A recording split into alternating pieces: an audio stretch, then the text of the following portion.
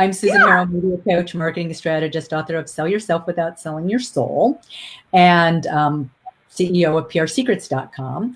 So today we are going to talk about how do you publicize yourself during COVID without being self-serving, salesy, with your own integrity and spirit.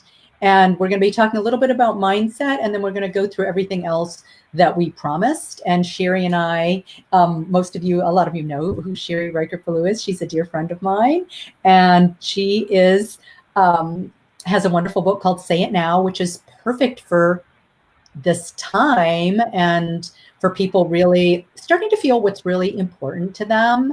And I think that people want to express that. And I know you also have How to Write a Love List, which couldn't be more timely, quite frankly. Yeah.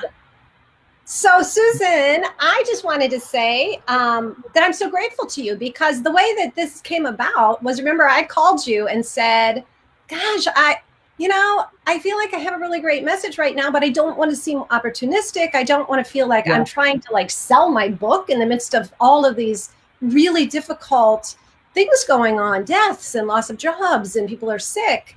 And so I said to you, do you have any suggestions on how to navigate this? Because I do want to serve. I feel like I could help people right now. And so we decided we'd have a general conversation, because surely there must be a lot of people like me out there. I think there really are. And there's some people who are doing it really well, right? Navigating that really well. And then there's some people who are not navigating it so well. And I think part of it is your own mindset. Like if you are feeling icky about it, or that it's not feeling right, that's the first thing. I mean, to check into yourself. But then you also want to check in, am I just nervous that I'm not going to be accepted or beloved or whatever? So there's the hesitation for that reason. But if you're hesitating because it really doesn't feel right in your gut, that's another thing. But really, I think that now is such a wonderful opportunity for anyone to start spreading good news, whether it's about COVID or not, because that's all the media that's all they're looking for right now is this information. When I talk to PR firms, they're like, people are craving all of this information. The other thing is, and I'm going to be peeking at my notes over here, part of that is also the press is hungry for stories and positive messages, because they have to fill out a news cycle. And then the other thing that they really need to fill out is there's so much more digital content that's online. So while we have hard copy magazines, we still have podcasts, we have TV. We also have digital content that is changing many times a day, not just once a day necessarily, because the news organizations are also testing clickbait. They're testing headlines. They're trying to see what are people wanting now. And when they find that, and now they can do that in seconds and minutes and not months, collecting the data, and they can start to change that data right away. So if you're on a trend, or if there's a certain thing that's really becoming viralized, that is an opportunity. And when I say opportunity, I mean that in a way that is a chance for you to gracefully bring up whatever your offer is. Does that make sense? Yeah. But you know what comes up for me around that? And I want to encourage anybody who might be listening live, if you have questions, to please post to them. But what came up for me around that, Susan, is you mentioned a few different mediums. You mentioned a lot of digital content. Yes. You said that magazines are still out there publishing, that there's podcasts. Where would you suggest that someone start, or do we try to do all of it right now? Yeah, I think to start where you're most comfortable. If you're a writer, start with writing. If you're a speaker, somebody who likes to speak more, is more comfortable, start with broadcast. So that can be podcasting, that's radio, that's TV, and Facebook Live even. I mean, we'll talk a little bit later about how things that go on to social media get picked up by the traditional media too. So I'll talk about that in a little bit too. But I think you start where you're most comfortable. And I just heard something I was listening to Ocean Vuong, who wrote the book called On Earth We're Briefly Gorgeous. He's a poet, he's a teacher and novelist. Yeah, really beautiful writer. Beautiful name, isn't it? Yeah. Can you say it again? Say His the name of the book. Ocean Vuong, On Earth We're Briefly Gorgeous is his novel. It's beautiful. And he said something that I really loved. He was talking about going to his first open mic, and he said people were standing at the microphone, you know, people who were older, people who were shy, but when they stood behind the microphone, they gained a second life. They stood up. They were so proud of what was coming out of them because they were wielding language on their own terms. And I realized that this is what my grandmother was doing at the kitchen, where she told stories, that the air is like a second page that you get to rewrite and take over, where you have so little power. You know, in our daily life, we're at the mercy of schedules, we're at the mercy of gravity, the limits of the body. But when it comes to language, we are truly free. That's so beautiful. Isn't that beautiful? Wow. And I thought that's where we have language. The media is all about language, image, perception, shaping the perception. This is where we're truly free, where we have a chance to really excel now and share whatever that is that your special message for people. Yeah. Okay. Yeah. So let's say it's me or Rachel or Jade or anyone else who's listening to this. We have a message that we love and that we feel like can really serve people. And let's say I'm just gonna choose magazines right now, because that tends to be one of my interests, is say like women's magazines. You know, and it might be the online content or it might be the printed version. But can you give me some guidance? Like, where would I even start? Yeah. So one of the things that I promised is the 50+ magazine editorial calendars. That is a great place to start, because you can see what the magazines are planning for the year. And we just updated it for 2020, and we'll put in the link at the end so you can get those for free. Yeah, so you can download all of that. So now, that being said, so some people have hard copy calendars and digital calendars, and some are just one or the other. So when you start to look at the digital calendars, which are faster, right? Because now that digital calendar is going to be changed, whereas the hard copy calendar, they're going to make adjustments to it given everything that's going on in the culture today. Some of that is already set, right? Because in hard copy, they're 3 to 6 months out. Digital, it can happen tomorrow. Yeah. Wow. Yeah. So take a look at that, but also, so digital first, because digital is so fast. Digital first. Yeah. Digital first. So digital content. So one of the resources that I know you know about, Sherry, but not maybe everybody does, is Harrow, Help a Reporter Out, HARO, helpareporterout.com.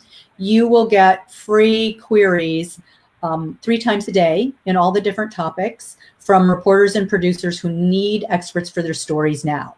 So that's where you can see what's going on and immediately respond. So you don't even have to do any research. You don't have to create a media list, nothing. You can just dive right into that, sign up for that today. It's free, and start responding to those queries. And I'm going to talk in a little bit about how to best do that so you can get chosen. But that is the fastest way right now. And there's dozens and dozens of queries every single day that they're looking for content. Yeah, so I see that Jade is saying, I've been in business hibernation while doing research. I haven't finished my book. I used to do radio. I love speaking. Okay, great. I keep helping people online understand all the public health stats. Oh my gosh, that's so great, Jade. Oh, yes, that would be extremely useful. That's extremely, Jade, you could even go on TV with that kind of content. Because as you see if you're looking at MSNBC and CNN, there's different experts, some of the same ones. There's regular people that are on every night, but all of these kinds of things need to be explained. So if you have new statistics or you have a new perspective on that, we want to hear it, because this is evolving and people, we don't know what's going to happen next, and we are all eager for that information, right? I mean, everyone's kind of on the 24/7 news cycle now, watching it, listening to it, getting it on your phone, however you consume it. So yes, extremely timely, useful. Yeah. Susan, how would Jade, let's just say Jade wants to start with local TV, so let's say Jade, she's just saying, they keep misinterpreting the basics. What if she wants to reach out to the local news? Would it be the news? Would it be a talk show? Yeah, I would go to your local talk shows to start. Well, I mean, you can't go in person anymore. You're going to be doing it out of your Yeah. house, right? We say local, but it doesn't really matter because Oh, you can't go in person right now, of right? course. So we can say you can go national, but start local, Jade. And what I would say is when they're misinterpreting the data is you have to say respectfully what's wrong and back it up with facts and not just opinions. So you can say, not like you people have been reporting it wrong, because obviously you're not going to make any friends that way. So there's a graceful way of saying what you might not know is that blah blah blah. This is the fact that was not correct, and here's why, and here's the correct fact. And I'd love to come on and talk about it more about. And then I might say there were a couple of other things that could be interpreted differently as well that I'm happy to clarify for you. Happy to have a phone call or touch via email, whatever is your preference. So I would definitely do that. And is Yeah. Jade reaching out? Is she sending an email? Is she sending a She's tweet? sending an email. She's sending an email. Sending an email. Reporters typically want to get press releases via email, but they are scouring social media. So they prefer not to be pitched via social media.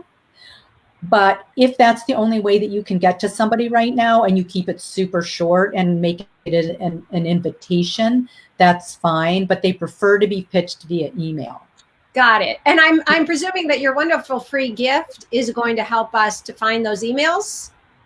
Is that right? My free gift, the 50 on my prsecrets.com page, there's 50 free top media contacts that might be more useful. The magazine ones is more the editorial calendar, which shows you how to place Got that. it. So there's contact information for those magazines, but it's not broadcast.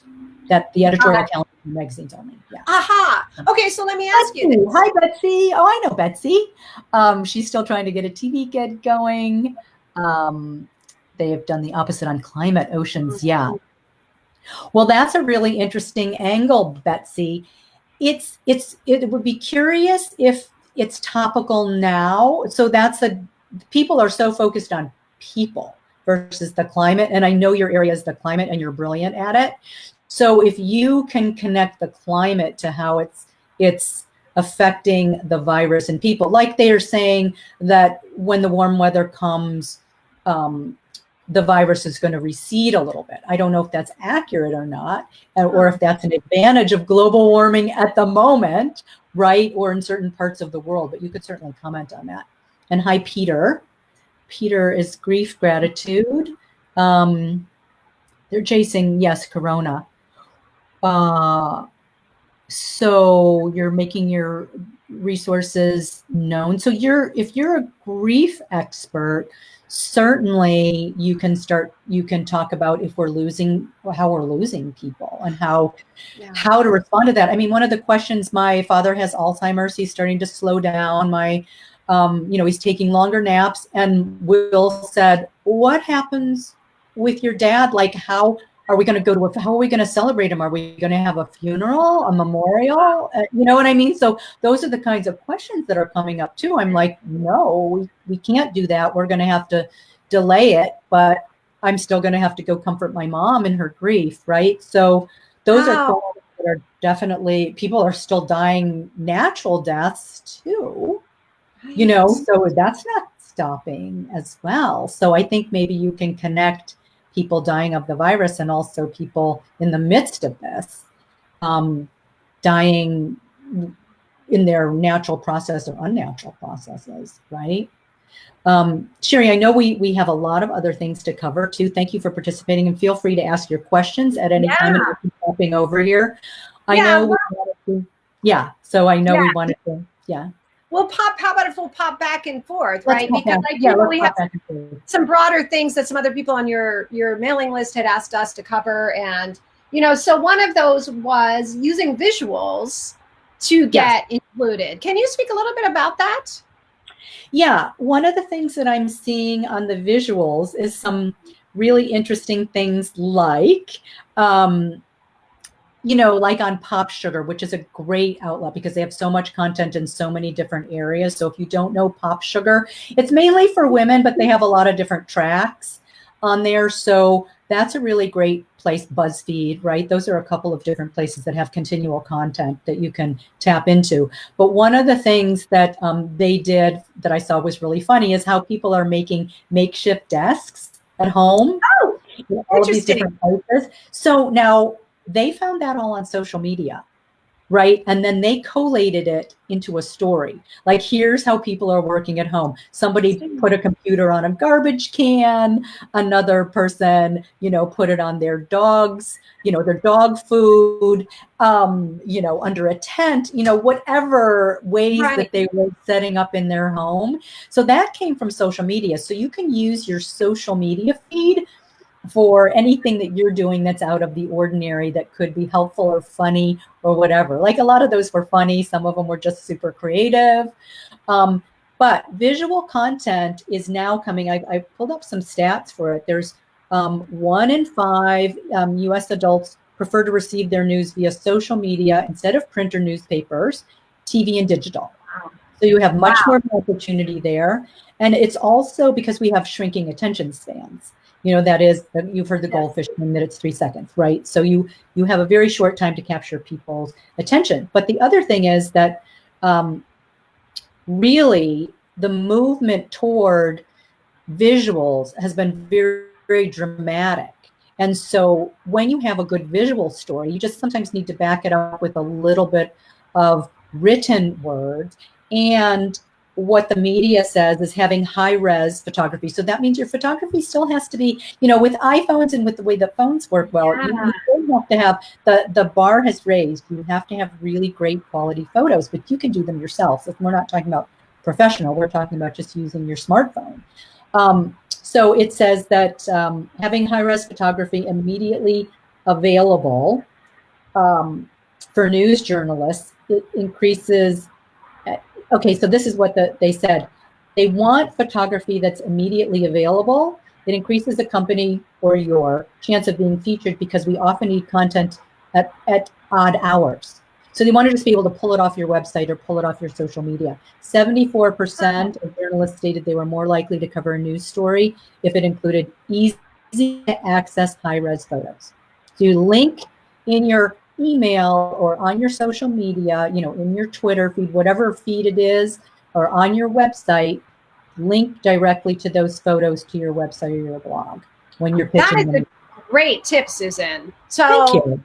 Great. Well, it is, because I wouldn't have thought, first of all, I don't usually think in terms of visuals. I don't know why, but you're helping me to think in terms of, like, how can I turn, some of the ideas that I have to support people into something that's visually gonna grab somebody's attention. So that's like a first thing, right? And then I need to get them on my website. Yeah, I'm sorry. So I didn't interrupt, but I just had an idea for you. I didn't want to lose it. You have so many of those people's pictures from Target. Oh yeah. So what do I do with that? You put it on a single page on your website.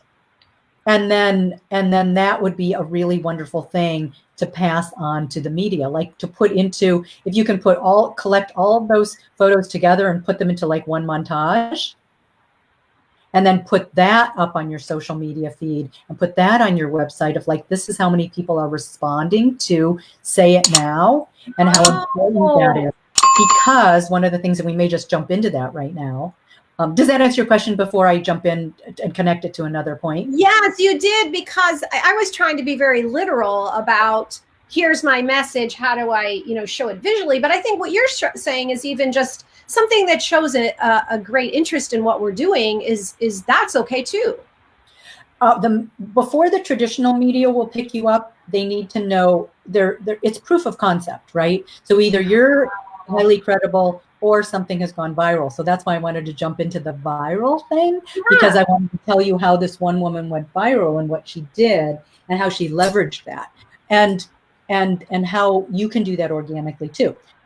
So this woman she's a writer from Minnesota, and in the middle of the night, just had a baby, and in the middle of the night, she was up and she was thinking, and so she's a writer and poet, and she whipped off this poem, popped it up on her social media feed, and it went viral. And then what she did is and here's the thing. So it already went viral. So it had proof of concept, right? So people are already interested in it. They're loving it. They're sharing it. People contacted her from all over the world, composers wanting to set it to music, all different language. She said it was just suddenly translated into all these different languages. And what did she do is she created a special video for Kelly Clarkson and said, hey, I'm a mom. This is what happened. And this is the poem that went viral. And then Kelly Clarkson put it up on her show. Wow. Right. So you have something that's gone viral that's really taken, then you pitch that to the media.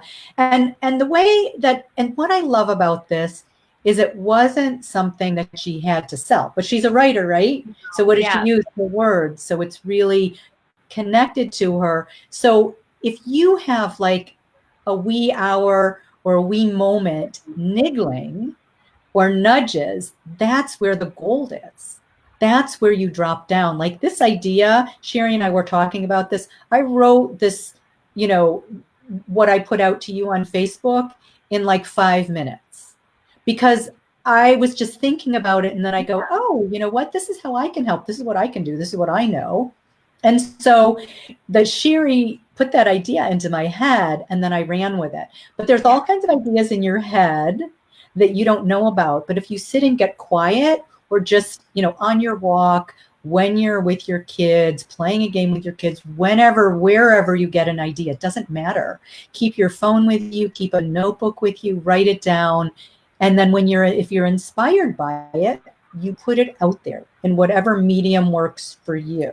Like if you're always up on Instagram Live or Instagram Stories or whatever the medium is for you, that's where you put it out there. And that's with social media, or you send it to your friends via email. Like, this is something I came up with for you. This is my saying it now for my friends, for my family, right? Because it can go viral in so many different ways. It's not just social media, right? It's sorry. Yeah. I was just glad you said that because not everybody has a huge social media following, right? So when you were talking about things going viral, and I was thinking, wow, I don't have a huge social media following to make something go viral. But I think what you're saying is, first of all, we don't ever know. And that if we're following those intuitions that come to us, they come from a true place. And we just don't know, who's going to pick it up or who's going to like it or which of our friends might share it with somebody else. And to maybe just it doesn't matter if you don't have a huge social media following, because there's somebody on your list who may, or who may send it or repost it or share it into their feed, right? Yeah. So it's not yours necessarily, it's someone else's. Remember what happened with Rich German way long time ago? Yes. He was on that boat and he saw, was it dolphins? A whole school of them. A whole school of dolphins. He had his video camera. He videoed that. He put that out on social media. It went viral. And how did that impact his business? You might know. I don't know. But all I know is that actually, it wasn't. It was an orca. I think it was an orca. So I think something more rare than dolphins. But whatever it was a rare sighting. He had a beautiful photograph. And right then, Rich's passion is having clean oceans. So he used that. He got all sorts of media attention that he was able to segue into his real message, not like, oh, it's great to paddleboard, but listen, we need to take care of the oceans. Yes. Which is kind of bringing us, I think, back to our initial, the heart of this talk, right? Which is that, yes, we want to get media and publicity, but why? What is behind it? So, who is it we want to serve and how? And I guess I just wanted to bring that back because I think that's the heart of what prompted this conversation with us. Yeah. And I love that. And I wanted to talk about that because that's backdooring it. And that's how, And a lot of time we always want to go in the front door. This is what I have to promote. This is my offer. I want to talk about that. But good. Right? It's often our passion or our hobby or what strikes us in the middle of the night that takes. And then as you saw with Rich, he could then talk about what was important to him, which was clean oceans. It wasn't sighting an orca. And that he happens to be a coach, where a lot of people then got exposed to him and said, oh, God, this guy really cares about the earth, the oceans, and he's a caring person. He also loves the natural world, and he's obviously very talented and good at what he do. I'm going to hire him as a coach. Yeah. Yep. You know, Yep. so Oh, that's so he great. got, he got his message out there on about the oceans and also his business about being a coach, right? So, but he wasn't thinking, I'm gonna take a picture of these orcas and on my paddleboard so I can expand my coaching business and my message about oceans.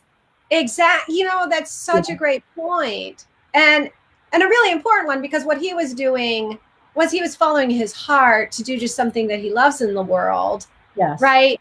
And so what I'm hearing from you too, because it might be our first instinct, like, oh, everybody should be reading my book right now. But that's not, you know, that's not it at all. Right. And then we want to find a way that we're going to interest the media and then use that interest to then be able to talk about how we hope we can serve. Is that right? Yes. And so for you, like, and also I want to say, okay, so the big picture or the big idea is like my book, Say It Now. But part of inside Say It Now is writing a love list. Right. So you delve into the content of it, of your message or your book. And it's not about the book, Say It Now. It's about something that's within the book that is helping people or that is a piece of it. So you really want to look for like the smallest possible piece, not the big picture, not like making everybody feel good.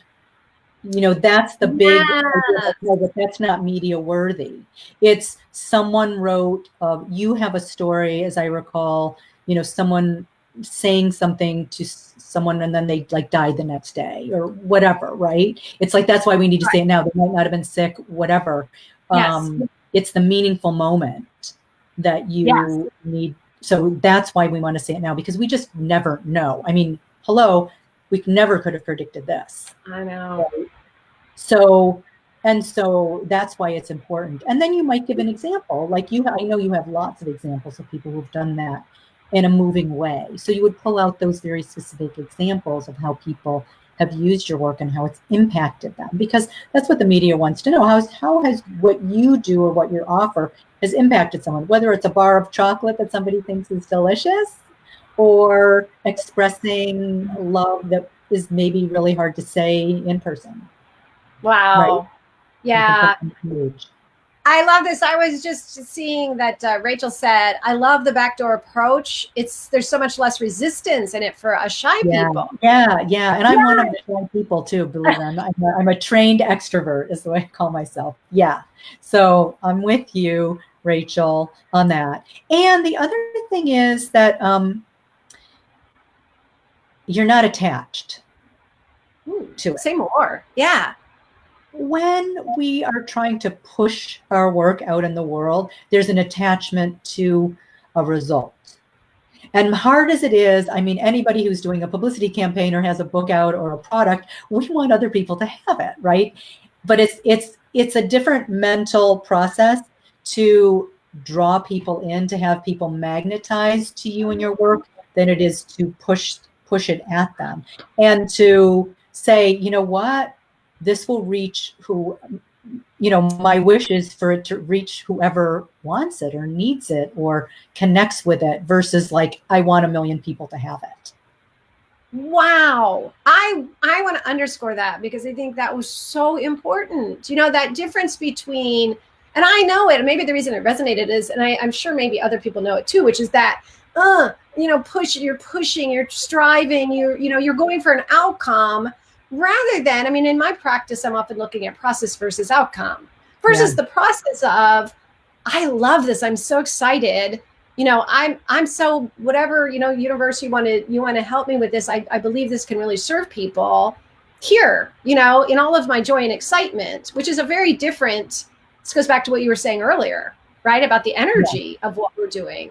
My joy and excitement and the joy and excitement. So the offer has to connect with the need, right? So you can have this, you can be super, that's the other thing is sometimes people get so excited and they just start to blurt out everything about their offer, but the other person isn't interested in it. So it's finding the people and the connection to any audience. Why do they want, it's what does my audience need to know now and how can I help? Those are the two questions to always ask in any PR campaign. Is there anything that you're publishing is what do I have that nobody else has? And how does it connect to your need or your desire or something that you want that you might not even know that you want yet, that it's right. And the other part of that, about the non-attachment part, is really about just really, that's the thing about serving and really having that connection with whoever it is who wants what you have, right? And to be open to, we don't have we don't know where that's going to lead. So for example, I have a friend who's a very successful branding expert, LinkedIn, Facebook, big corporations and things like that. And she's just started doing some webinars on like how to do webinars for people who've never done them before. And, she got 50 people on the first one. Well, she already has a mailing list of, thousands and thousands of people. Right. But also she's just finished up. She has these fabulous products, but she's mostly done work at a more corporate level, and people haven't been on her site to buy these products. She's got all these great products. So she mentioned a couple of them in this very short webinar. And we were talking the other day, she sold 2. So now, what you might say is like, well, that's nothing, right? But you see, she's a high-level consultant who hasn't sold very many digital products. And she's just given 2 webinars now, and she sold 2 products. Yes. Rah, rah, rah, right? Yes. And she just mentioned those in passing. It wasn't like a webinar to sell them. Yeah. I want to be super clear. She was really just 100% service. And then she goes, by the way, this is something new that I'm doing. I have these, I just uploaded these that I just finished, and here was my process to do it. So she was sharing about that. And then, a couple people, 2 out of 50 people is really good. It is really good, especially because she wasn't even really selling it. She wasn't even selling it, really. She just tossed it off at the end. So things can start small and snowball, or in the media, things can happen super fast. It's just completely unpredictable. Whether things, just like that woman's poem that went viral. Yeah. Hey, can I check in with you about a couple things right now? Yes, I see some people have yeah. So I was going to say, I've been seeing comments come in. I'm also checking the time. I've got time if you've got some more time to stay. But I wanted to check in with you about your time. And I know there were a couple other things that were points that you really wanted to share about this. So I'm going to kind of see where you want to go. One of my suggestions is that you could also respond to people in the comments afterward. Afterward. That's you know what I mean? It's up to you. I'm not going to respond now in the comments just because I want to stay focused on what I promised, but I will respond after. So that way that people could get your attention afterwards, if that's okay, because I know I did see some of these scrolling through. You can find the name of Ed. You can find the name of some of your local producers, sometimes on Twitter. Twitter is a really great place to find contact information for your local. I would highly suggest that. That's probably quickest. Otherwise, you can Google it. It's really pretty simple. You can really Google it and come up, and there are all of these lists. I know I have some free lists that I've compiled of like how to do this, but I can't remember which ones they are. PRsecrets.com is my website, and I've got a whole page of free goodies. Go look there, because I've got some of them I only give away on my webinars, and they might not be up there, but I know I've compiled like that list, like how do you find anybody's name and things like that. Elise asks, how does it work to have high-res photos when it takes people way longer to download them when it's high-res? So they aren't on our blogs. You can put them on a separate page. Yeah, I wouldn't put them on your blog necessarily. I will put them on a separate downloadable page. And, if it's specific photos of you or your work or whatever, and then you direct the media specifically to that page. Like I have a press page, and on that page are my photos that can be downloaded. So it's specific to my press page. It's not on my blog. So that's where the media is going to look, in your bio or on your press page, for those kinds of things. And you can direct them to whatever place you want to go. You can also have, like, I don't know if this, whoops, my computer just started typing on its own, which is really crazy. Is it a message for us from the universe? Let's see what it says. It could be. No, it was just taking in what I said, which is very weird. I guess your computer's interested in your PR tips. Yeah. At least also, I don't know technically if this is possible, but I've seen people put like thumbnails so it doesn't take a lot of space. And then I think it just clicks into the high res photos when they click on the thumbnails. Is that right? I think that that's possible. Yeah, that is possible. Yeah. Yeah. So great. So should we pop into some of the other questions so I can complete everything that I've promised, Sherry? Let's do. Yeah. So one of the things we started to talk about, but I don't know if we quite completed, tell me if we did, which was if someone does have an interest in some of those bigger magazines, printed publications, did you have anything more to say about that, or do you feel like we covered that? Well, I wanted to say, why being interviewed right now by magazines is easier during the pandemic. We talked a little bit about that. They need to keep their readers engaged, but also, I just wanted to talk about maybe some specific things that they're looking for. Obviously you've seen tons of things on nutrition and but also fitness. I mean, that's a natural, right? In the beauty industry, self-care. So if you're in that, that's a lot. Business coaching, executive coaching. How do you stay focused on business and continue your business in this atmosphere? I think that also, if you're right now, people are really looking for content that maybe was that's excerpted from your book. So since they need so much content now, is there anything that you've already pre-written that can be excerpted from your book?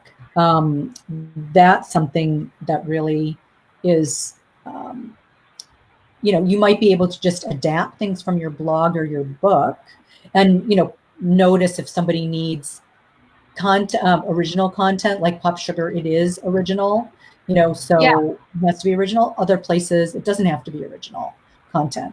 So that's really great. If there's also, my microphone suddenly popping itself on for some reason.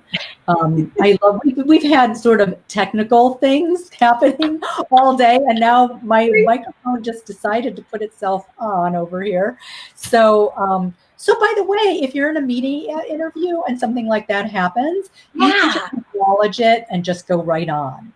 Because I can't ignore it. Like things are like zooming around over here. So you don't really want to ignore it. You want to name it. It's like naming the elephant in the room, like, oops, and then refocus and just say, and if you ever misspeak, you can just say rather, and just move on and say what you want. That's great. Yeah. I love that. I love also the authenticity of it, right? Instead of trying to be, and this is one of the things that first drew me to you, right? Because I found you from your book, How to Sell Yourself Without Selling Yourself. So, yeah. And I love the authenticity of that. Like we can, just like now, right? We don't have to be perfect. We're not perfect. So I love what you're saying.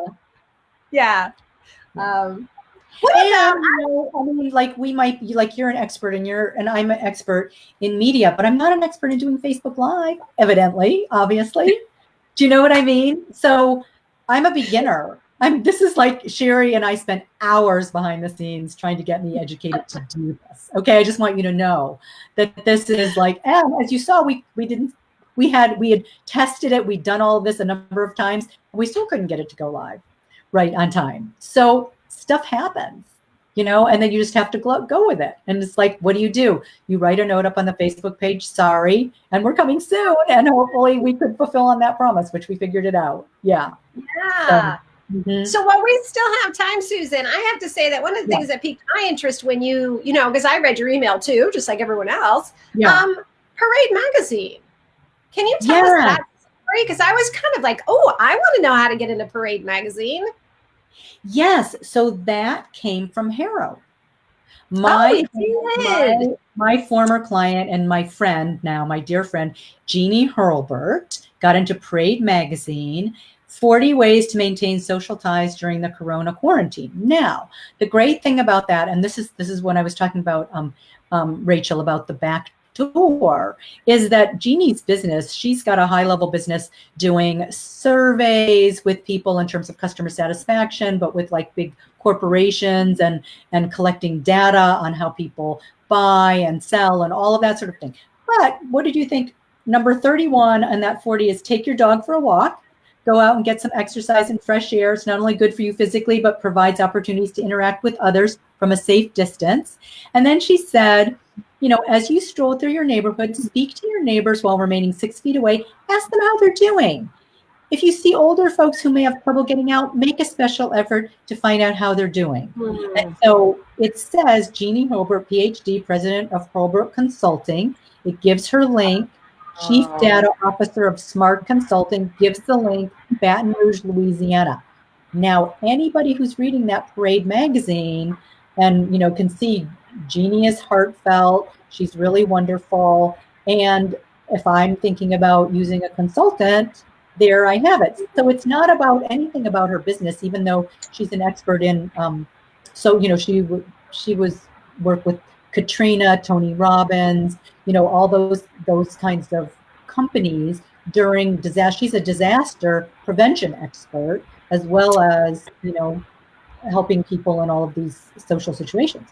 Then the other thing that happened with Jeannie, just an FYI, and this again came through Harrow, is she's going to get an article in Authority magazine that will be in Thrive Global, BuzzFeed, Entrepreneur Roundups. So me too, Susan.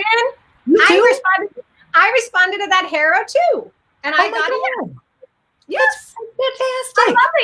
I love that you brought that up. Yeah, I saw it too. I love Harrow. I love Harrow. I love Harrow you, and I love the other Harrow. Yeah, that's different spelling. So that's fantastic. I got excited. That's really fantastic. So not only when you're in Harrow, not only remember sometimes one media appearance, one thing can go, can get syndicated. So in this case, it's a syndication of sorts. So you don't know where that information is going to land and who's going to see it. And then of course you can put that up on your website as credibility that you've been in all of those places. So the next time you go out to get media attention, you've already started to build up your credibility bucket to show that you've already been in media, which is one of the things that media looks for. I love that. I just wanted to add a little something about Harrow, H-A-R-O, which is sometimes those show up as anonymous or, they don't really say who it is. Like one time I responded to something and it was Wall Street Journal and I ended up getting quoted, but I didn't know it was the Wall Street Journal. So I just wanted to encourage people, to know that sometimes you might think, oh, I don't know what that is. Maybe that's, I'm not interested. But I think sometimes some of the larger publications don't always say. That's exactly right, because they want to limit the response, because if they did put Wall Street Journal, they would get like 300,000 responses. Right? Hey, I'm going to pop over to your Facebook page and just make sure that we're still recording. I saw a little message. I can see it. You're watching it. Okay. Yeah, I see it over here. I was wondering what all that movement was over there, and it's us. It's us. So I really appreciate, that story that you're talking about, because it's like, again, what you're pointing to is when we're just out there sharing what we're excited about, you don't really ever know how it's going to get picked up or where. Yeah. No, that's the beauty of publicity, is that really when I work with my private clients and people in the courses as well, we ask 3 questions, right? I don't know if you remember them, but it's like, what's your deepest intention? How do you want to serve? What's your big vision in the world? That's number 1. And it doesn't have to be to change the world or anything like that. Your deepest intention can be as small or as big as it is. Number 2 is, what do you want for yourself? And what we look at is personally, professionally, spiritually, emotionally, financially. We want all of that, because when we start to shape your foundational sound bites, that's what it's based on. What is it that you're hoping for? Who do you want to connect with? Who do you want to be? I think the biggest question for us right now, and the kind of the question that I'm always asking myself, and I think you are too, Sherry, is who do I want to be? And am I the person that I want to be now? There's always room for growth, right? Like Sogyal Rinpoche said, you're perfect as you are, and there's always room for improvement, right? So, yes. And so it's who do you want to be in the world, really, not what do you want to accomplish in the world. I think it's a different perspective. I love Right? that. Yeah. And so the question is to really expand your view of imagining everything that you want in all of those different realms, and then let the world work its wicked wonder and magic to connect you through when you do media. But if you do your deepest intention and you have that in mind, and then the last question is, what do I want my audience to do? What action do I want people to take? Sometimes it's just a shift in perception.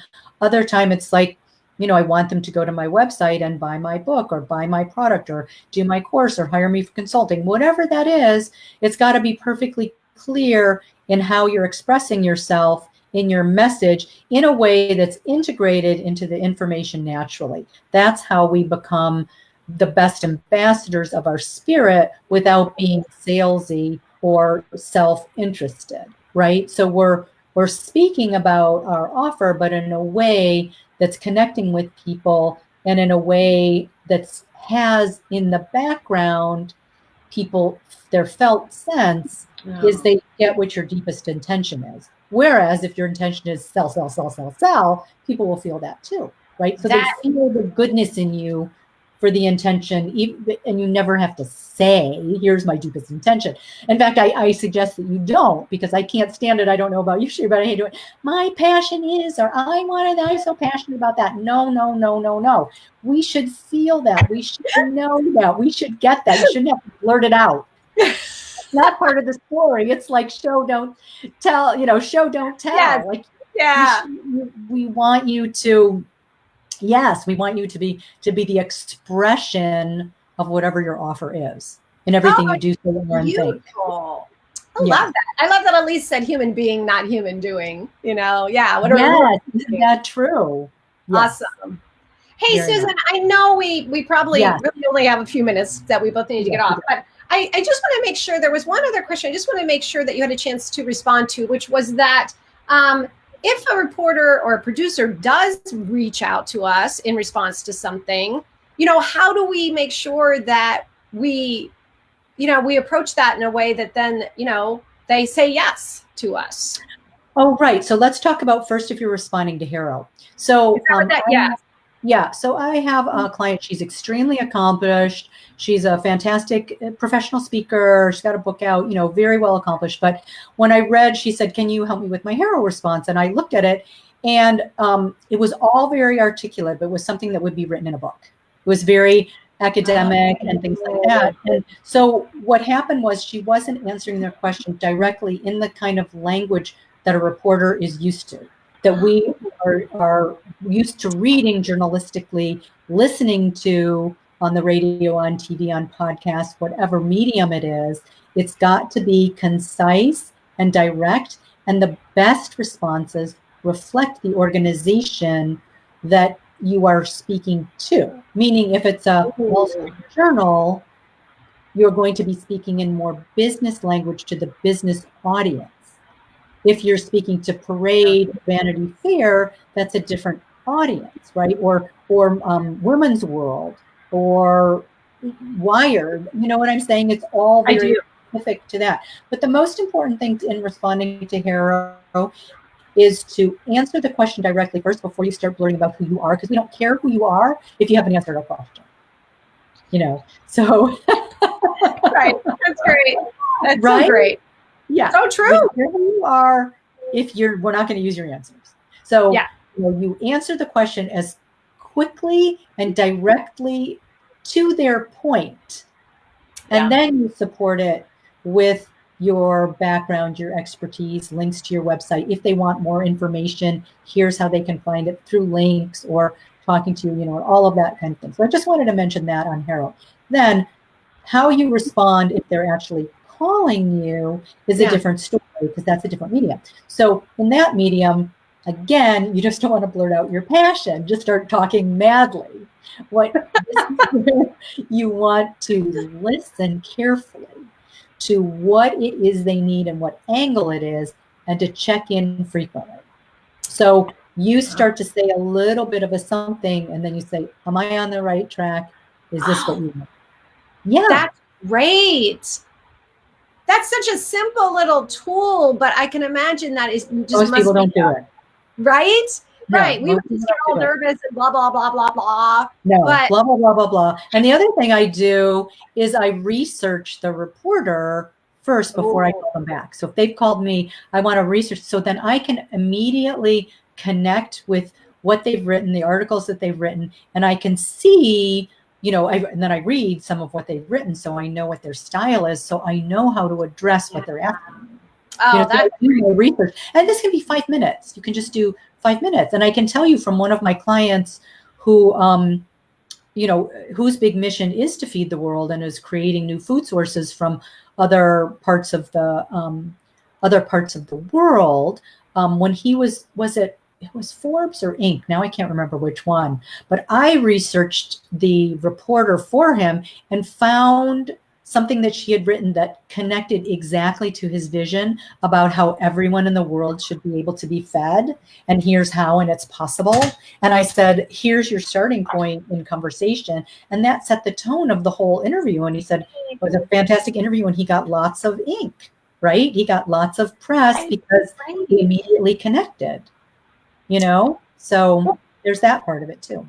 And that might just be, I know we have to hop off, but I mean, in my mind, that might be a wonderful way to end, which is that this is connection, right? These are relationships. These are other people, right? And I think that's one of the biggest things I've learned from, doing different kinds of media. They're just people, and they have their hearts and their interests and their, and how I love that you brought that in. Like, let's connect. Let's connect. Yeah, I love that. E.M. Forrester says only connect. And I think that's really it. If if there's one line that sums up publicity, it really is only connect. Oh, and you're connecting one-on-one, then you're connecting with hundreds, and you're connecting with thousands, then you're connecting with millions, but it's all the same. Wow. It's just scale. Yeah. I'm so grateful, Susan. I feel like we could probably go on and on now that, now that we're here and it's working. But I just thank you so much. You were, and I think that was a perfect example when I said to you, like, hey, nobody I know is talking about this. Can you address it? And you were like, yeah. I love that sort of, you were just so willing. And I'm sure that it has helped way more people. It certainly helped me. And I want to thank all the people who have been here live, and everybody, and people who I don't know, but I'm so happy to meet you, Kate and Rachel. And I know there were more people up here too, Jade and Ed, and all of Deborah. Thank you all so much and Dush Life. And that's Peter. Yeah. So thank you all for coming, and thank you, Sherry, for hosting us and guiding me through the technical maze. And encouraging me to do this. So thank you all. And Sherry's website is? Oh, that's very kind of you. My website is simplycelebrate.net. So she has wonderful things. And mine is prsecrets.com. Hope to see you there. We both have lots of free resources for you, and we're going to post some of them. I think we'll post both of them, Sherry, because people I'm sure want your love letters. So let's post both of those. I'm happy to. This is a great time. Both of those links for people after we get off the call. We'll pop up and we'll post those for you. And we'd love to hear about how it goes for you with media, with COVID, and with anything beyond. We'd love to hear. This is a great place, and for people who are watching the replay, which I know there'll be a lot of people doing that too. Keep the comments going, and is it okay if people have questions? Can they keep asking them to you? Yeah. Keep asking questions. Yeah, keep asking questions. Yeah, absolutely. Let's keep the I might not answer them like immediately because I'm on a number of client deadlines, but I with one of my clients who's going to be speaking to 1 million people on Saturday. Yeah. Well, so we're going over her talk tomorrow. So I'm on a little bit of a deadline with these kinds of things that just sort of happened, right? So this is what can happen, like, by the way, immediately. So this is what happened. So they asked her to speak. She did not have a speech. So we're working on her talk, right? Which is an hour, right? So it's like, it's fantastic, but it's a very tight time frame. We're working on it. She's been working on it. We're working on it tomorrow, and then she goes live Saturday. Wow. Yeah. So she's lucky she has you. I can only imagine. No, really. I think we probably all feel like, gosh, if you had something like that happening, to have someone to help you through in the way with your knowledge and background. So anyway, so thank you all for coming. Thank you, Sherry, for being the shepherd, goddess, wonderful magician of all of this. Appreciate it. That was great. It was so fun. Thank you, Susan. Bye now.